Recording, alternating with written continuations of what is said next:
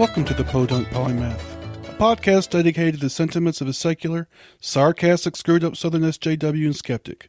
I'm your host, Chris. Come on in. This is episode 39 of the Podunk Polymath podcast. Thanks once again for joining me. Hope you all had a super weekend. This week, we have more positive news on the front as far as the pre-ramble. Just, not that there's not shitty things going on in the world around us, but, why not keep some of this shit positive? You know what I'm saying? So anyway, first of all, I wanted to mention that I got a new review on iTunes pretty much after I went around begging for reviews. I got some mercy reviews, I guess. So this one's from Nathan the Natheist Dickey. The Podunk Polymath is the kind of guy you can have a beer with. As the title suggests, Chris covers a wide variety of topics and issues of relevance to liberal values and social justice. His hard-hitting, no-nonsense approach is combined with a friendly, conversational, and humorous dynamic, and he has great chemistry with the wonderful people he brings on as guests. The 19th century atheist and social reformer Charles Chilton Moore would doubtless be pleased to have his portrait grace the podcast cover image. First of all, the fact that he knew who that was is just off the chain anyway. And I forgot to mention the title of the review is Listen to This Podcast, prosaically enough, which is good because that's what I want people to do, even if it's pity listening. I'll take anything I can get. But anyway, thanks, Nathan, for the review. And I want to also mention that this Nathan just became a new patron. I don't remember if I mentioned this last episode, but who gives a shit? I'm doing it again. Nathan Dickey, of course, is from Trolling with Logic podcasts. Y'all need to go check that out. Of course, he also knows Matthew O'Neill's part of that clique, I guess. So, we're all kind of incestuous, but that's okay. The SJW circle jerk's in full effect. And strangely, I'm okay with that. So thanks, Nathan, for the review and for your patronage. Also, this is totally off topic from the show, but I don't care because the Nashville Predators have made it to the Western Conference Finals, defeating the hated team that I can't remember for the life of me off the top of my head. Anaheim Ducks. No, that's who we're playing now. Shit. St. Louis Blues, sorry. Wow. You'd think I'd remember some shit like that. St. Louis is I've always hated St. Louis because they're asshole fans, because I've been to the games when they were playing and they're assholes, so I guess that's why they're so easily forgotten for me. But anyway, we're playing Anaheim in the conference finals, and already we're up 1-0 as of today. And we're playing again at 6:30 p.m. Central Time. So if you're a Preds fan, go check him out. Even if you're not, check him out anyway, because you're trying to be nice to me. So anyway, yeah, go check it out. And also I wanted to mention today is Mother's Day, because today is Sunday when I'm recording this. And a shout out to all mothers, but also people who have mixed feelings or bad feelings about this day and perhaps their mothers, because not everybody has great mothers. And I just want y'all to know that you're known about and you're loved. And if you need any talk or anything, let me know or tell your friends or talk to your friends about it, And I know it kind of gets old seeing all the sort of the peons, I don't know how you pronounce that, to the people's mothers on Facebook. So maybe just kind of stay away from Facebook for today, maybe, and do some other stuff, because there's nothing wrong with that. Now, I myself do have a wonderful mother, and her birthday was about a month and a half ago, but I got to post something else on Facebook about her. Basically, it was to sing her praises again, a mother who has been there from the beginning for me. My earliest memories have been of her singing, of her just being there, cooking, and just everything else. Being there when I was hurt or sick or sad or anything, she was there. Of course, also, when my parents divorced, she was there and had to fill more than one role, and it was difficult for her, I know, and it was something that she had to get used to. And I'm sure being alone raising two boys isn't easy. In fact, I know it's not. So there was that, and then of course she's still been there. Even now, I'm 42, and she's still there for me even now. Through my 20s, through my 30s, she's always been there to help me, support me, talk to me, get me through hard spots, just all kinds of stuff. So, and she is the kindest woman I know. So she's Christian in the sense that you're supposed to be honest with you. So anyway, love you, Mom. Thank you for being who you are. And I think there's nothing guiding it, but I'm just thankful that I was by chance born to her. So anyway, enough of my sugary saccharine talking about my mother.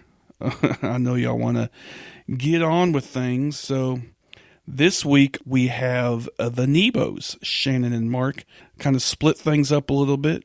Mark talks about normalize atheism, hashtag about that. And then on the second part, Shanon talks about recovering from religion. So it should be interesting, a little something different. It's the first time I've ever had two people on split into half like this. So I think y'all enjoy it.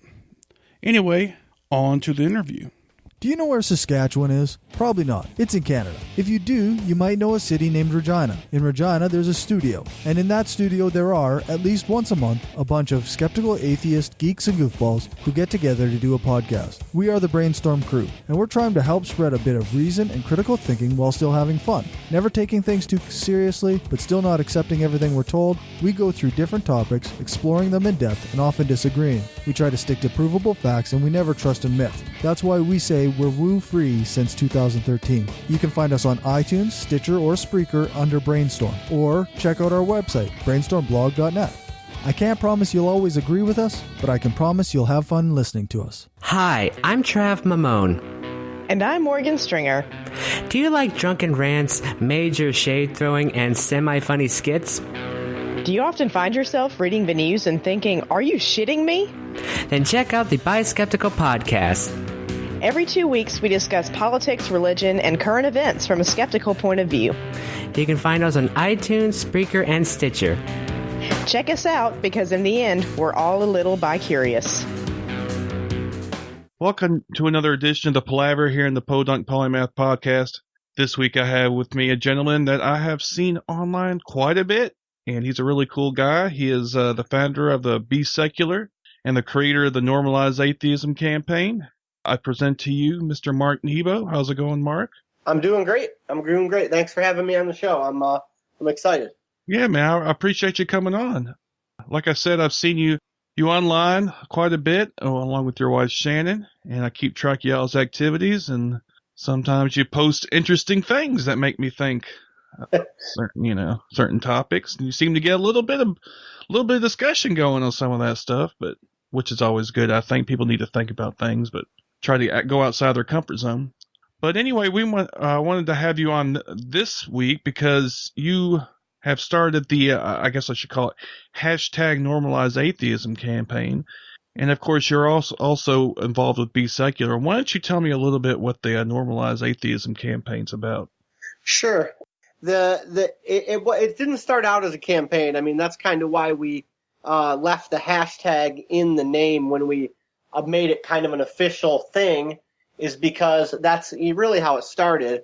In the fall of 2014, after hearing and speaking with Dave Silverman about one of his speeches that he gave a lot over the summer and fall of 14 and into 15, the speech he was giving mostly was about how using the word atheism was and is very, very important, because a lot of us identify as agnostic and atheist and humanist and, a nun, and we have all these different terms that we call ourselves, but none of them are as divisive and seemingly bad when you're outside of the community than atheist. I mean, there's a lot of people that just will not, they are atheists, but they won't use that term because of how looked down upon it is outside of our community, and that's a real problem. And Dave's talk really inspired me to start to feel very strongly about it, so I just started casually using the Normalize Atheism hashtag on Twitter, and it was lightly accepted. I mean, some people were doing it and thought it was kind of cool, but the Richard Dawkins Foundation ended up retweeting one of my tweets, and they have over 1 million followers, so that took off like wildfire, and it was used over 100,000 times in the first month and a half, and it's been over 250,000 times since we started.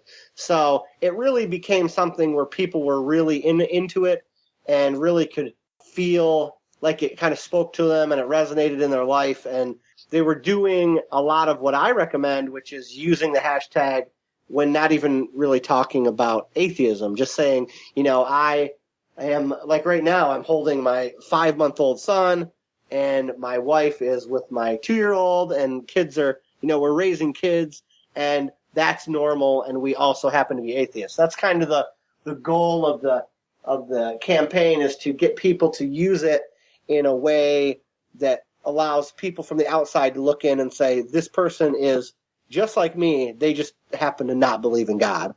And that's where it started, and that's what made me passionate about it. Okay, so what are some of the things you're all doing to promote this campaign?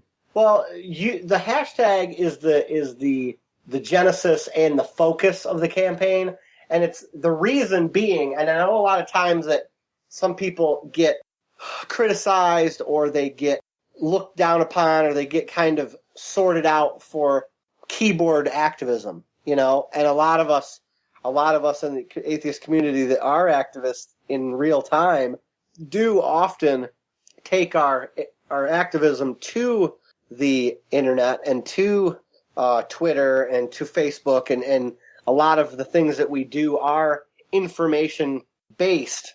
But the hashtag has become the mainstay of it because it's easy and it is replicable and replicatable, I guess. And it's something that people can do very simply with almost no commitment other than just standing up and saying, this is me, this is who I am. So as far as what are we doing, myself, Steve Shives, and Sincere Carabo, who are the other two managers of the campaign, we're just encouraging people to use the hashtag, encouraging people to be out in their community and wear atheist clothing and wear godless clothing and secular clothing and do things that allow people to see that they are godless while they're doing normal shit. Like they're going to the grocery store and they're wearing an atheist shirt. You know what I mean? Things like that will put their disbelief into the bloodstream of their local community. That's what we're encouraging. So yeah, I've had Steve Shives and Sincere Carabo on before, and they both are great guys, and I enjoy talking to them. And I'm actually really pumped that they're part of this campaign. And so, if I understand you correctly, then basically it's just kind of get the idea of getting people used to the fact that atheists are like just normal people and are just part of your everyday life, and there's nothing strange about it. Thus, the hashtag normalize atheism, which basically means like make it normal. It's right there in the fucking word, obviously, make it an everyday occurrence. And I think this is a good strategy because this is kind of how, the LGBT movement got things going. And, as far as marriage equality and all those sort of things, people started realizing they're just, normal people, but what I mean. Yeah, you got to be careful with the word normal. What is normal is very subjective, but getting atheism, we use the word normal in this context just to be another way of saying it's fine, Yeah, I was trying to. That's why I was kind of like, no, normal. I know. That's just such a slippery slope that it's like everybody kind of bumps their head on that as they roll out their activism and they start to dip into new waters, because it's very easy to use the word normal when in a way that can be negative, because you say, this group of people that I want to bring into my world, or I want to be part of their world, they are different than me. So when something's not different, it can easily be mentioned to be not normal casually. And I've done it, and it's easy to do it. I'm not even saying you just did it. I just wanted to bring this up to the listeners that people will say that sometimes, and you have to be careful because that's pretty. It can be very insensitive, and like I've done it, and it is embarrassing. And the word normal in this case isn't that anything else isn't normal. It's just using the word normal to mean it's fine. It's a part of life, and it shouldn't be something that's ostracized. Yeah, that's why I caught myself when I said it, because I realized, it was problematic. So, but sometimes you gotta figure out a word to use, and try to, I think in this case, when you say, like you said normalize, basically it just makes it an everyday occurrence, something that's ubiquitous, I guess. So make atheism ubiquitous is just not very, not as catchy. Right. Yeah. That's the key to any kind of information campaign, is it has to be something that people will remember and relate to and be willing to replicate. And that's why a 2-word hashtag with a Z in it, and it's something that everyone can remember and continue to do over and over, is great, because it's a war of numbers, and the more you do something, the more it becomes normal. Even if it's bad, for better or worse, the more something is done, the more it becomes normal. It's the same way that going to church and believing in a higher power has become normal, because it's crazy. It's really crazy, but that is what's normal. And it has become a situation where if you don't do that, you're abnormal. And we're trying to replicate that and make it where just because you don't believe that you can speak to a higher power that is going to act in your life and is going to make an impact, that doesn't make you abnormal. And that's the point of this, using the word the way we do. Well, I think that this is like I said before, this is a great idea, and it's a good way to get people kind of acclimated to the idea of atheism in everyday life. But we are definitely fighting an uphill battle, because even though the rise of the nuns has been well documented, we're still pretty low as far as the percentage of the American population. Yeah, the percentage of atheists especially, and that's why, and again, I'll reach back to Silverman's speech, and that's why using the word atheist instead of simply a non-believer, or I'm not religious, or I'm secular, and this is coming from a guy who started a company called Be Secular. I love the word secular. My license plate on one of our cars says secular, so I'm not opposed to the word secular, but in this instance, secular is a lot less offensive word than atheist. So using secular or agnostic or godless or humanist even, when you mean atheist, is doing atheism a disservice. Yeah, I think you might get a little, I'm sure there's a little bit of discussion in that in the community in general, I think. Yeah, I'm not everyone agrees with me, but I mean, if everybody agrees with you, you're not really saying anything that's progressive, I don't think. I mean, if everybody agreed with it, we wouldn't need progression. Right. I mean, our echo chamber is well documented, of course. That's all we do is get in our fucking echo chamber, or at least that's what people in other echo chambers would tell you, that, even ironically enough, they're in the echo chambers. But whatever. Right. It's just echo chambers it's Inception. It's echo chamber Inception. Yeah, it's meta echo chamber. It is so meta. So I see what you're saying, and I'm glad y'all, like I said, I'm glad this is a step y'all are taking. But I just mentioned that there's a bit of a divide, I guess you might say. Why is it important, do you think, that, because there's a group that would say secular humanist is a more, I don't know, because atheism just refers to a lack of belief in a God. I mean, if you just go by the word definition of the word, where humanist implies more of a concern about humanist values, which include, getting rid of poverty, making equality a virtue and a priority, and things of that nature. So why do you think it's important to emphasize atheism over like secular humanism, for example? Well, I would first start by saying I am an atheist. I'm an agnostic. I'm a humanist. I'm a secularist. I'm godless. I'm a nun. I'm not religious. I'm all of these things. Okay, I identify with all of that. Secular humanism is one of the biggest things I would identify as. But ultimately, when it comes down to its core, all of this stuff starts, and every word, with probably the exception of agnostic, comes from disbelief originally. And I don't necessarily think agnostic is a fair term to solely identify as, but that's a different subject.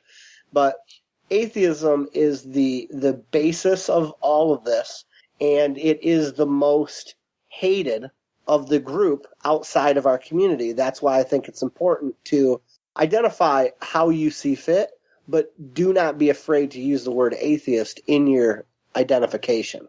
I think I see what you're saying. Atheist, just like, you know, somebody will come up to you, especially here in the South, have no problem telling you they're a Christian, which I don't see with, oh, really? You're a real fucking rebel. You know, you're a Christian. Right. You know, you're a Christian in the South. Oh, ho! And of course, the Christian persecution complex being in full effect, you'll see like memes of these people who are gathered around the table publicly praying, you know, as if there was some kind of, you know, rebellious act in the South. You know, let me come over to a restaurant and, you know, start praying to Satan and see how they, you know. Everybody that is part of a majority group in power always starts to feel oppressed when they're just not getting their way every time. And that's the big misconception about oppression, is not getting your way every time is not oppression. Well, they've had the privilege so long that people catching up to them seems like, you know, oppression, I guess. Yeah. So in that sense, I can see what you're saying, because we have to chant. There's a certain, like I said, there's this Christian persecution complex, but it's not just that. There's also the fact that you can't get elected hardly in this country unless you just publicly proclaim you're a Christian, even though I'm pretty sure it says in the Bible, if you do that, you're not really a Christian, but that's a whole nother story. And of course, you know, this new law, well, the decision by the Supreme Court saying invocations should be allowed in like city council meetings and shit. And of course, what's happened with that is that the Christians have started to have to allow others to do invocations, including Buddhists, Satanists, even atheists. And you see how that's turned out. Yeah, there's a number of awesome examples of atheists getting into their town hall meetings and doing invocations. The Williamsons, in Florida, the Central Florida Freethinkers group, Jocelyn and David Williamson are two of the most impactful and hardworking activists in the community, and they've done that. They go into their community and they, you know, make sure that they get on the invocation cycle, and that's a perfect example of normalizing atheism. That's a perfect example. That's another thing that I would very highly recommend people do, is simply get involved in your local community and get involved in the local government and say, look, I would like to be in the rotation for invocations, and then just go down there and give whatever, you know, secular, humanist, atheist, godless invocation that you'd like to do. Just get up there and just talk about the sun and how important the sun is and how it helps our crops grow and gives everything life. I mean, get as naturalistic or as sciencey as you want. I mean, that's part of it. Yeah. What's so funny to me, though, is some of these reactions that Christians have had to having other people do the invocation. I mean, you'd have thought you killed their firstborn or something. I mean, well, it's scary to them when you're, and this is a reason why most atheists are young, because it's easier to reject things when you haven't invested as much in them. You seldom see 60-year-old people turning from religion and becoming atheists, because they've invested their whole life. They've taught their kids it, their neighbors, they go to church all the time. I mean, this is their thing. The Recovering from Religion Project and the Clergy Project, I mean, even at a higher level, they're filled with old people that are buried in their faith and lost their faith, and they don't know what to do. They just don't. It's financial and social suicide for them to say anything other than tote the line. So it's tough. It's really tough for disbelievers to speak out when they've given so much, and it's hard for the believers to accept and look inward and try to, understand other people and think that they may be wrong. They don't want to do that. So, of course, they're going to react like an animal trapped in a corner because it's a terrifying thing. Yeah. And like I've said this before, I mean, it's almost like whenever you kind of back somebody in a corner because they think they're losing their privilege, even though they think it's oppression, they can tend to get even more manic as far as trying to prevent that privilege from being lost. Sure, absolutely. That's very true. And that's kind of scary in a way because you don't really know what a cornered animal will do when they get that way. I mean, I think we're going to see a lot more of these sort of laws that they're trying to pass, especially here in the South. They're going to try to get those through. And I'm also scared because with this president, of course, I'm sure he's going to ram these conservative nominees down people's throats. And it's just the Supreme Court's just going to go a right direction. And that frankly frightens me quite a bit. Well, hopefully everybody's favorite justice, Ruth Bader Ginsburg, can hang on and be healthy enough and be willing enough to make it through to another Democratic president. Because, I mean, other than Scalia's absence that they're, that we've lost out on, she's probably the next one that will need to retire. So if she can make it, I mean, we're talking about at least keeping it a 5-4 court. And if she's not dumb. If we can get a Democratic president in there and get a Democratic majority in the Senate, she'll probably retire. I mean, that's probably why she hasn't. So if we can just make it to that, then because of the nuclear option that the Republicans have taken, hopefully the Dems can just hammer it through and, put the court back the way we moderates and liberals want it, even or better. And then we just have to hope that the Dems can get 2/3 majority in the Senate so they can put the rules back and they can lock it off again. I mean, that's what's going to happen. It seems weird that you can look down the line and see that rule going back, but that's going to be as soon as the Democrats have a large enough majority if the Republicans got a large enough majority, which I feel like we've moved far enough to where that's unlikely. So if the Democrats can get 2/3 majority, they'll probably just put that rule back in place. It's a scary prospect to imagine worse than a 5-4 court. I mean, if you get to a 6-3 court or worse, then I mean things are just going to unravel like fucking crazy. A 5-4 court is tough, but worse than that is catastrophic. Yeah, I just looked up the notorious RBG, and she's 84. Yeah, her health is fine, but I mean she is getting older, and it's tough. I mean, gosh, if Trump makes it to the end of his term, I mean she's going to be 87, 88. That's a long time to go. But I mean, I'm just hoping she can hang on, and she has both the health and the ambition. Well, I hope you're right, because like you said, she seems pretty sharp, but you just don't ever know what's going to happen, especially when you get that old. Well, not just her health, but I mean just her energy level. I mean, it seems like from all accounts she's a workout machine, but gosh, it just gets tough. So here's the hoping she can hang on and we can minimize the damage. Well, Clarence Thomas has proved that you ain't got to do hardly a fucking thing. So, I mean, maybe she can just take the Clarence Thomas route and just say shit every once in a while. Yeah. Or get pubic hairs off your Coke cans, whatever the fuck he does. But anyway. He's so weird. That's a reference that maybe not everybody will get. But anyway, I think with this new generation, the nuns are going to pretty much skyrocket pretty far up.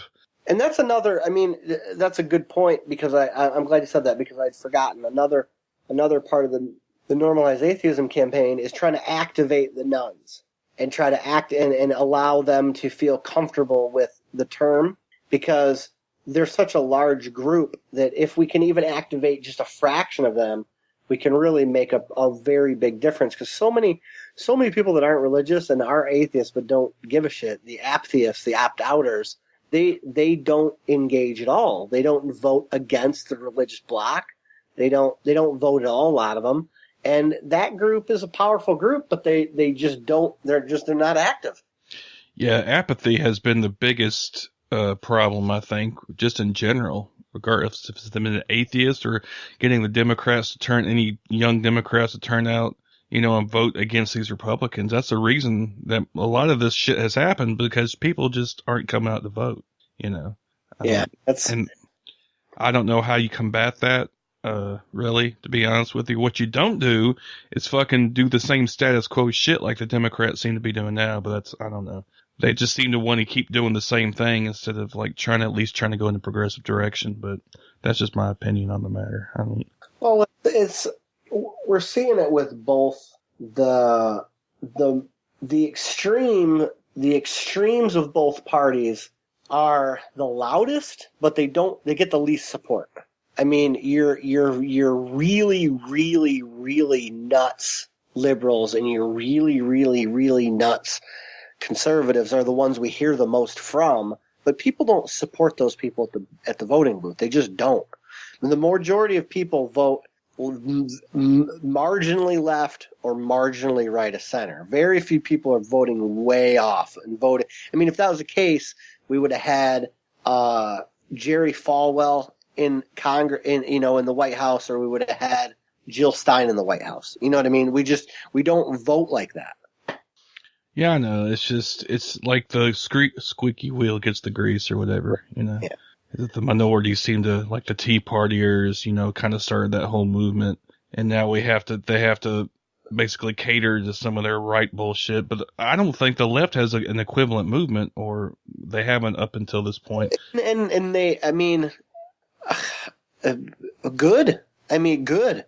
Do I want the left to become more progressive? Yes. But the Tea Party that's going to destroy the GOP because they've separated themselves.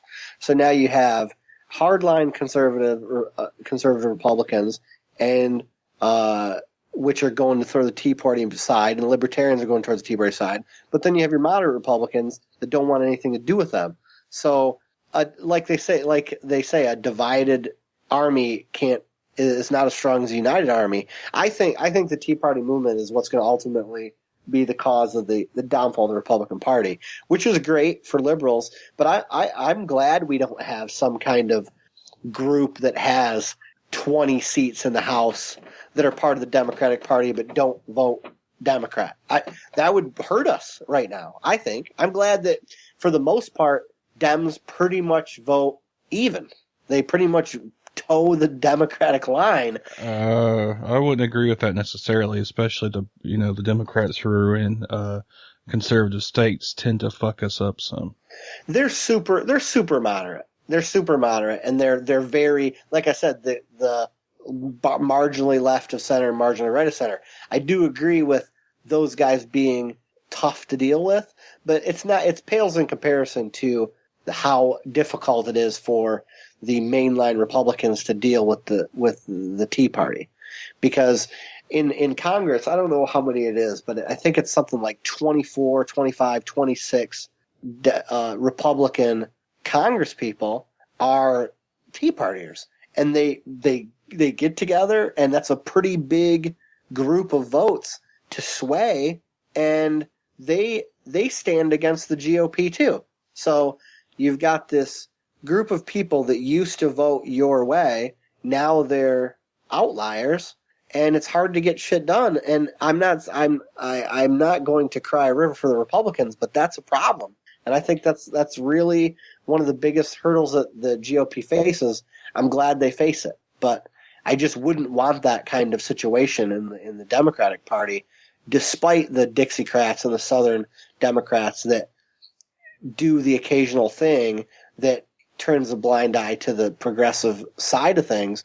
I just wouldn't want a contingent of people that I couldn't count on to vote left most of the time. That would be a scary deal. I mean, I hear where you're coming from, but I mean, we just disagree on that, I think. Yeah, I understand what you're saying, and as long as we can have the conversation, I think that's important. I'm totally fine with people disagreeing. I mean, I got a lot of people that disagree with me, and I like to talk to them.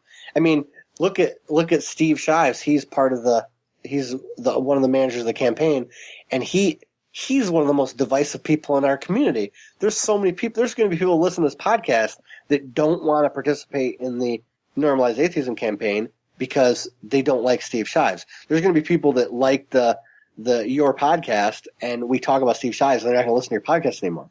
So he's super divisive, and I guess I got off track, but I don't have a problem with people disagreeing with me, and if people don't like me, that's okay with that, and I'm okay with that too. This is an unusual show as we're going to be splitting it up a bit, and the second half will be is it going to be you and Shanon, or just Shanon? Yeah, probably me and Shanon. Mostly her talking, because we'll talk about Be Secular, and she's the president of Be Secular. Shanon is, I know you're going to introduce her, but we're talking about her. She's a speaker and a public speaker and activist in her own right. She's talking at ReasonCon, which you'll be at, and I don't know if you're probably going to do a show from there, so that'd be cool.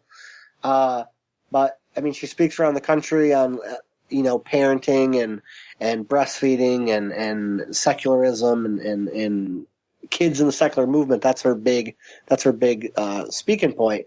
But she's also a board member and the treasurer for Recovering from Religion, so she can talk about that. Shanon could talk for hours, and you'd have lots of material. So she's a good guest. Well, let's leave it at that then, so she can kind of tell it herself. I'm excited. All right. Well, y'all stay tuned for the next segment, and I hope you enjoyed it so far. I think you'll enjoy the next one as well. Hi, this is Dan, Ryan, and Matt with the Godless Revolution podcast. We've had a lot of great guests on this show, such as Russell Glasser, Dan Harrell, Brian Fields, David Silverman, Doug Mesner, a.k.a. Lucian Greaves, and Joey Kirkman, whom we love a lot. We've also had a lot of really cool local guests. And we're a podcast that likes to fight for the separation of church and state and against anti-skepticism of all kinds. You should give us a listen, because if you don't, you're going to be really sad. Make your ears happy. Listen to the Godless Revolution podcast. Welcome to part 2. I had already spoken with Mark Nebo, but on this part I have with me his better half, the president of Be Secular, on the board of Recovering from Religion, an awesome mom, as well as a recipient of an award at ReasonCon, which I can't remember the name of it right off the top of my head because I was drunk half the time. Anyway, join me in welcoming Shanon Nebo. How's it going, Shanon? Hi, great. Thanks so much for having me on. No problem. Thanks for coming on. We met up at ReasonCon, and you won an award. And like I said, I don't remember what the name of it was. The High Heathen Award, I believe. Oh, that's a cool name. I don't know how. Yeah, that's it. High Heathenhood. I'm looking at it right now. Yeah, I thought it was awesome, actually, because I had talked to Jennifer Lovejoy about it, and I didn't know that she was hiding out, basically. Nobody knew. Nobody knew. I had no idea. And I talked to her, and she's like, she saw the pictures because we're friends on Facebook, and she saw the stuff I was posting, taking all those pictures, and she was like wanting to comment on it or like them, but she was afraid that she would get busted because the location, I guess, would show up or something. So she did such a good job of hiding it, because I was sad that she wasn't going to be there, because I was speaking, and and she had like her reasons that she told me, which I found out later were total bullshit, which I'm glad, but I was so sad that she wasn't going to be there. And then like they were, doing the whole thing with the award, and then like she did the video, and it was so awesome. It was like the best.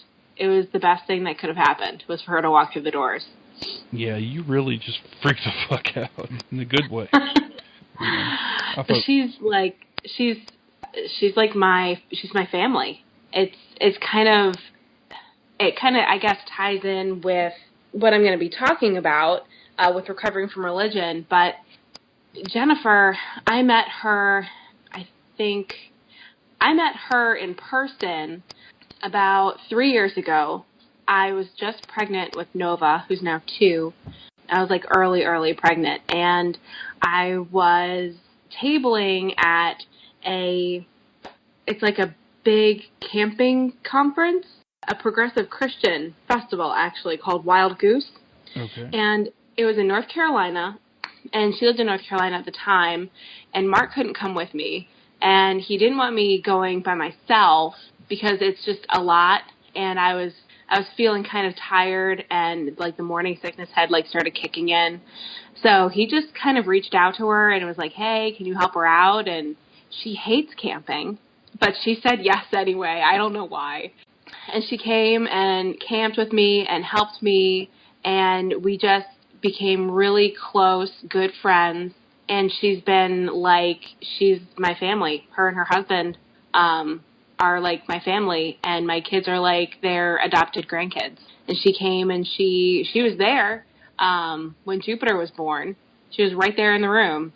So it's like you find in this community, you know, these relationships that are just so wonderful and special.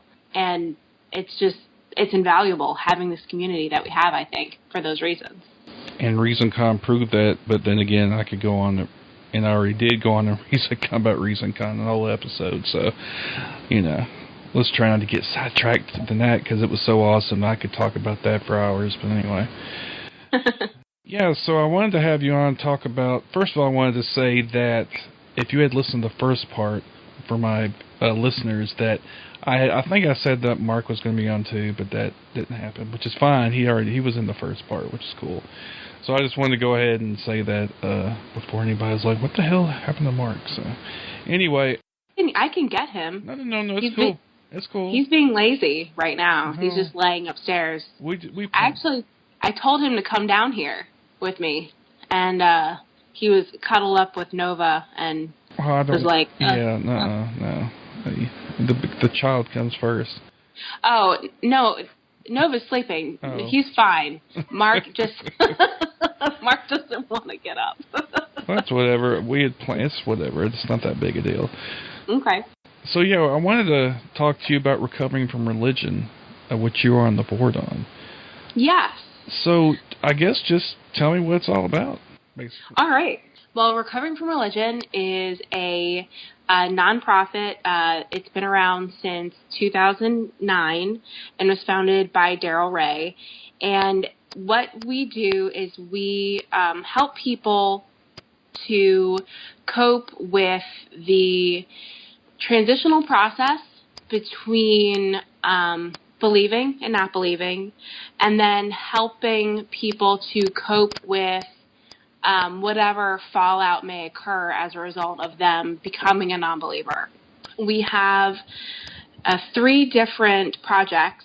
We have the Secular Therapy Project, which connects people to therapists who provide evidence-based therapy.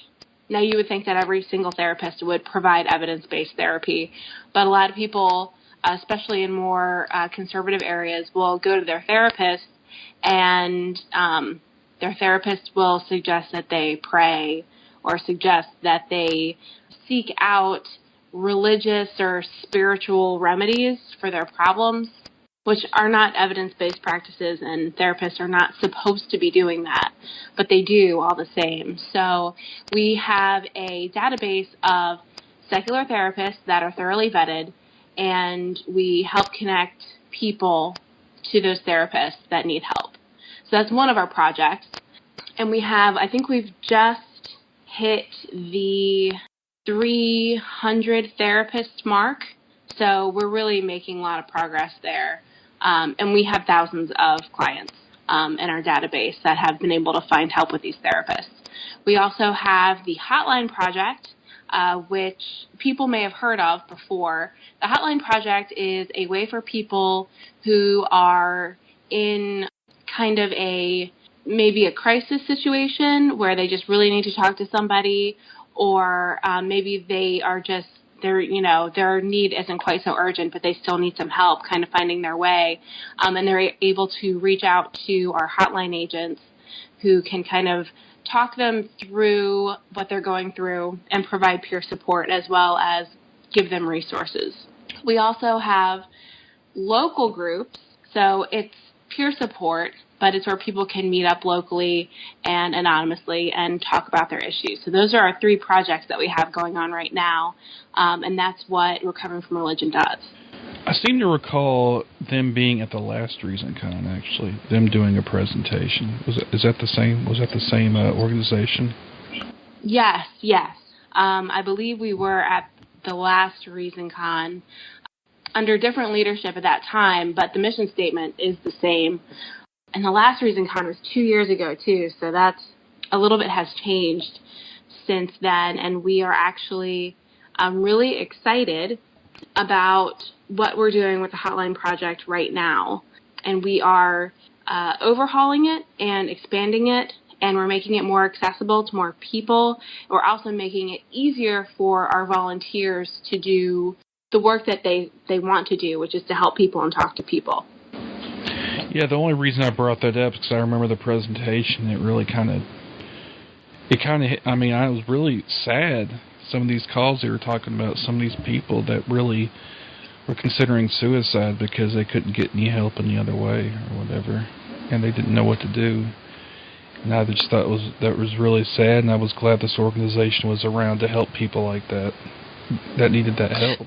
It really is important work that is getting done by our organization, by our volunteers. People, a lot of times, I mean, we're in the secular community, so we have lots of people to talk to about this stuff. Plenty of our friends know what we're going through. But a lot of these people, they don't know anyone who don't believe. They're not connected to non-believers.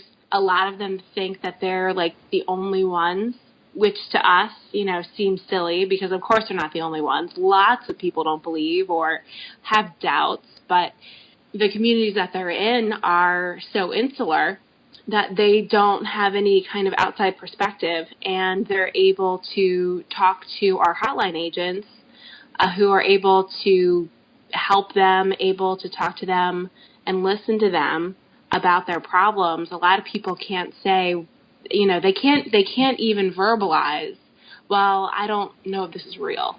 Like, they can't even talk openly about their doubts because their friends, their family will shun them or will tell them that they just need to pray harder, which is frustrating for them because that's not giving them the answers that they want. Now, you say you have the hotline or whatever. Is there anything you do as far as outreach to those communities, those people? I mean, is there any, literature or any, anything like that so people know that this service is available?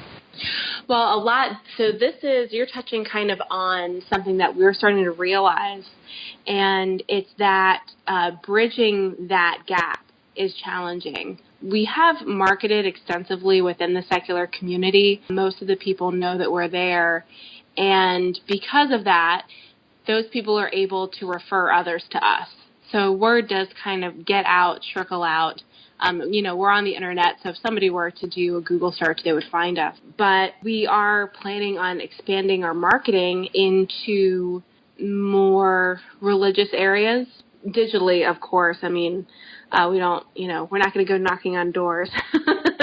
Yeah, you're not the Mormons or whatever. No, those guys are knocking on my door today. Oh my God! Don't they know who you guys are by now? Well, that's the problem. We have one of our license plates says godless and the other says secular, so I think they take it as a challenge. Oh, Jesus. Yeah, that's what they say. Oh, yeah. So we're planning on reaching out more aggressively to make our presence known. We don't deconvert people. We just want people to know that we're there for them if they need it. And we talk to all different kinds of people, and it's really about just meeting people wherever they are in their belief and their non-belief and their doubt, and helping them to feel okay with what they're thinking. You're saying you would kind of want to get more into that as far as an outreach thing, but also you want to kind of assure people that there is a community out there to help them. And that they don't have to feel alone. Exactly. Yes. So we definitely want people to understand that they're not alone. Do y'all have any coming initiatives or anything that y'all have on the burner or whatever, but haven't quite implemented yet? We have some ideas. So it's difficult to get into these spaces because they are so insular. All you have to do is hint at non-belief or hint at doubt, and a lot of people will turn tail and run just because the concept is so scary. Because once you start going down that road, the options are endless. People start thinking all kinds of scary thoughts that they aren't quite ready to handle. So we have to find ways to reach people kind of where they can find us. So we're not going to be able to put up our business cards in churches. I'll give it a shot. What's the worst that could happen? I hadn't even really thought about that. That would be an aggressive move. We try not to come across that way. We don't want to come across as being aggressive. We're an organization for support for people, wherever they are. We don't want people to think that, they're going to get turned into atheists. That's not what we're here for. I know, I was just kind of being facetious, but I just thought it was kind of funny. Like, go to like undercover and put one in the collection plate or some shit. Oh, gosh. Put a car. No, actually, you know how Christians try to do that shit with the tips, and it looks like a $20 bill, and that's a fucking verse or something? Do the same thing, except with like have y'all's like web address and shit on there. That would be so awesome. That's funny. I'm gonna have to tell the other board members at our next meeting. We need to start handing out literature collection plates. Just saying, they wouldn't know who it was. Go undercover, have like spies and shit, Anyway, I just thought that. Well, a lot of them are still in the church, actually. So that would probably be really funny. Interesting. How did you become involved with recovering from religion? I kind of started out helping them helping them with administrative work. It seems boring, but it's really important for all nonprofit organizations. The bookkeeping and the crossing the T's and dotting the I's kinds of stuff. So I was just helping them kind of get some things organized, and they approached me and they asked me if I wanted to be on the board, and of course I did. So I just kind of kept up what I was working on, and I became their treasurer. And it's a very involved, intimate working board. So we all kind of chip in where needed and do everything, and we all work very well together. So I've been doing some of their social media and helping with some of the other projects. It's been very rewarding. And it's been really awesome seeing, not just working with the board, but getting to see the volunteers in action and getting to see how wholeheartedly committed a lot of our volunteers are. Because without them, we would have nothing. Because we need them to, man the hotline. We need them to talk to people. We need them to start groups. So it's been really great. Yeah, it sounds like you really have a passion for it. And of course, I guess that makes a lot of sense since you are the high heathen, of course, and I am. your family unit is very steeped in the movement overall. With Mark being in the Normalize Atheism campaign, and of course you were with Be Secular, and then all the stuff that you do, all the activism, and throwing around your breasts in public and stuff like that. That's an important public service, isn't it?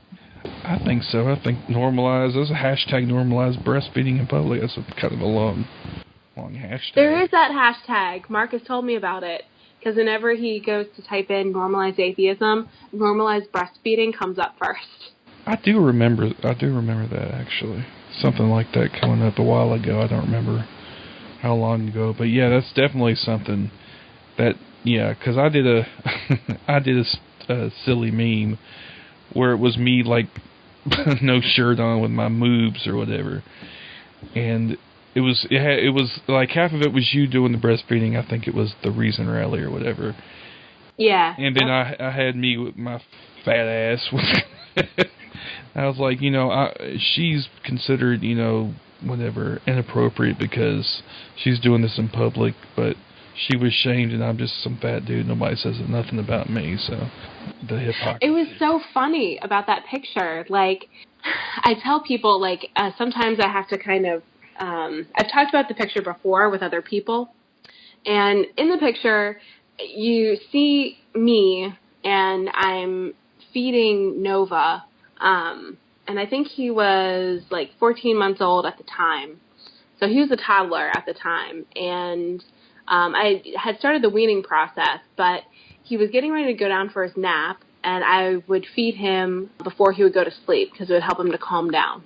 So I was feeding him so that Mark could get him asleep in the stroller, because I was volunteering at the Reason Rally as well. So I was trying to, get him calm so Mark could take him for a ride in the stroller and he would sleep and I could do my work. But I'm sitting on the steps, and behind me is the Lincoln Memorial. You can't see what's in front of me because the person who took the picture is, in front of me. And I guess it kind of looks like everybody in front of me can see what I'm doing. But what people don't realize is that whole section, that whole area was cordoned off so nobody could really go back there. And I had a huge line of staff tents in front of me. So I was actually being about as private as you could possibly be, but it just doesn't appear that way. But there was, nobody could see anything. And I think Mark took a picture, and then one of the Reason Rally photographers took a picture, but there was just tents behind them, so there was nothing like anybody could really see. And I would have fed him in the tent, but they hadn't got the AC units installed yet, so the tents were sweltering, so I couldn't feed him in there. So it kind of, I guess the way the picture looks, it looks like I'm like trying to like make a statement or whatever, but I was just discreetly feeding Nova. Yeah, you were just doing, and it's not like you were posing or anything. No, I wasn't. And it was funny because I actually kept trying to like kind of cover him up a little bit because the sun was in his face, but he kept swiping the blanket away from me, so I just kind of gave up on that whole thing. But yeah. It worked out. It worked out well. I was actually 4 months pregnant in that picture with Jupiter as well. Jesus. And I had some people on that thread who were saying that I looked fat and sloppy.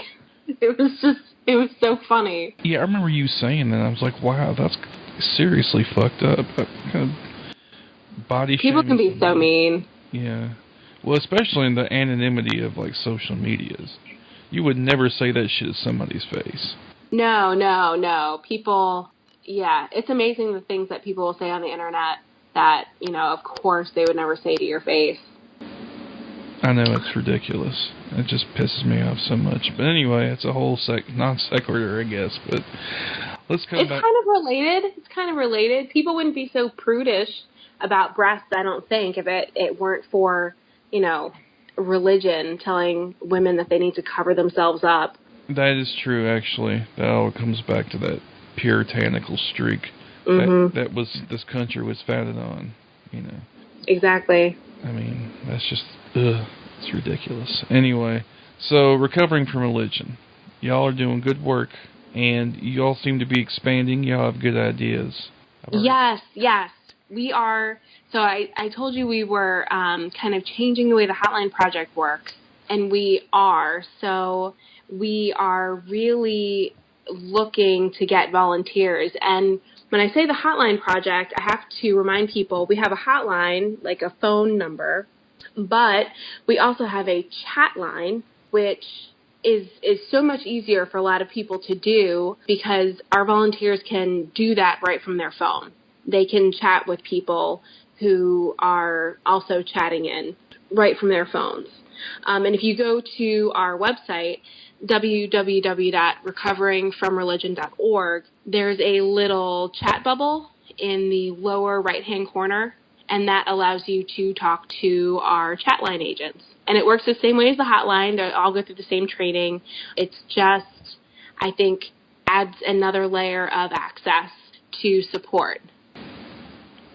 Well, yeah, definitely. All the support you can give from any direction is important, I think, to give people different options for doing that. I mean, what do the volunteers, how does one become a volunteer? So you can go to our website, and there's like a little tab that says volunteer. And you just fill out a little application, and that zooms off to Susie, who is another one of our board members, Susie Box, and she starts that process going. And once you've gone through the training, because there's a certain amount of training that you have to go through to be able to talk to people in a way that is helpful and productive, because it can be difficult to talk to people who are going through a hard time. So we do want to make sure that people are prepared for the various different kinds of outcomes that may occur as a result of, these chats and these talks. So once your training is done, you get put into our team of volunteers, and you can pick up hotline chats pretty much whenever you want. The way that it had worked before is people had to sign up for shifts, which was somewhat limiting for our volunteers. But the way that it's going to be working now, they can pretty much do it whenever they want to. Well, that's definitely a positive. It's more flexible. It's very flexible, and they say it's very rewarding, and it's a lot easier. And we definitely need volunteers.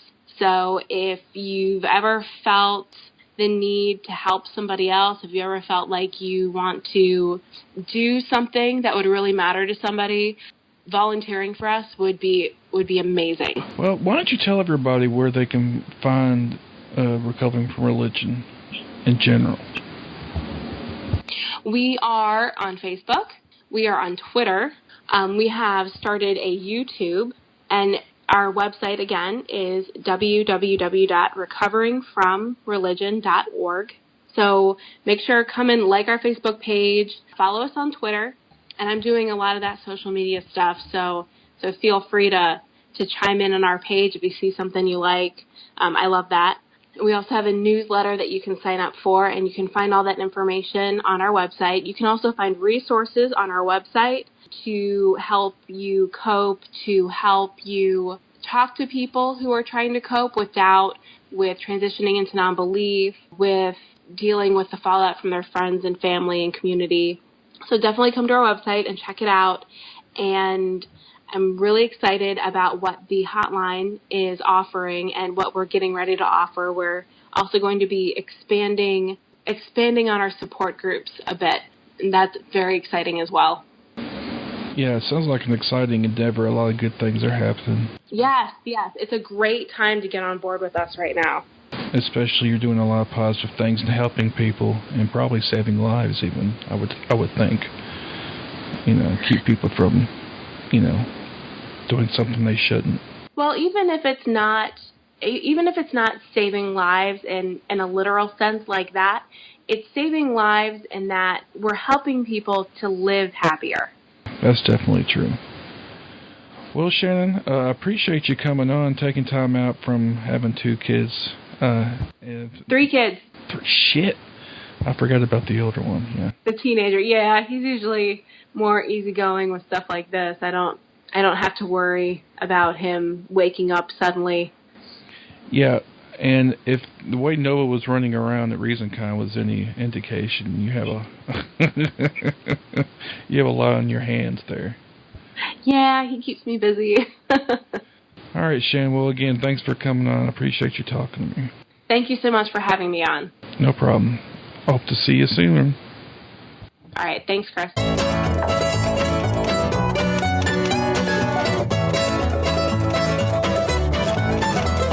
That'll do it for this episode of the Podunk Polymath Podcast. I want to thank the Nebos, Shanon and Mark, respectively, for coming on and talking to me. It was fun and informative at the same time. Of course, you need to go check them out anyway, because they're awesome fucking people. I got to meet both of them at ReasonCon. Well, I'd met Shanon before, but Mark, I had met for the first time. He's short. I didn't realize he was that short. Got to see Nova, super cute. Of course, Jupiter. Jupe was probably around, in the carriage or whatever. Since you're a baby, you can't do much right now, but you'll grow out of that. So anyway, yeah, definitely great talking to them. Of course, if you want to check out the show, you can come to the podunkpolymath.com. Of course, the music is done by ... You can find their music at cdbaby.com/cd/... Of course, if you want to check me out on the social sites, you can go to Facebook, Twitter, YouTube, and Google+. Just look for the Podunk Polymath. The email for the show is podunk.polymath@gmail.com. If you want to become part of the Patreon posse, you can go to patreon.com/thepodunkpolymath, where for little as $1 an episode, you can have the thrill of knowing that you're supporting one of the best podcasts ever produced in the history of the world. Okay, maybe that's a bit hyperbolic, but you know what I'm saying.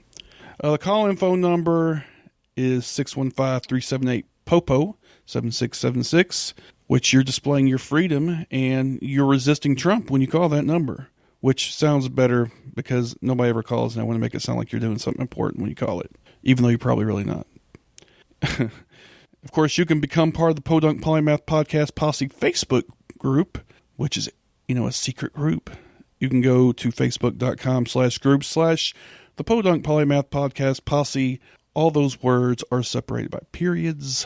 And of course, now there is a Podunk Polymath Podcast online store, Zazzle.com/podunk_polymath. Of course, on the sidebar, we have the option you can follow me on Twitter. I'm up to 54, it looks like. You can see my Twitter feed also, if you're so inclined to check out my awesome tweets and things I have retweeted. Of course, you can donate via PayPal. There's a subscribe on RSS, Google Play, iTunes, and Stitcher buttons, and a Patreon button as well, as I said, if you want to become part of the posse. Of course, there's also recent posts, recent comments, and a search bar down below in case you want to search for stuff on my blog, because it's exciting. So anyway, thanks again to the Nebos for coming on, and thanks to y'all for listening, and thanks again for Nathan for contributing via Patreon system, so he became a patron, so that's awesome. I'm feeling the goodness. I'm feeling the love here, so I'm really happy about that. I'm really happy about our community. I'm really glad to be part of this community and to get to talk to all y'all awesome people, podcasters and listeners alike. So thank you again. Anyway, until next time, y'all take it easy now, okay?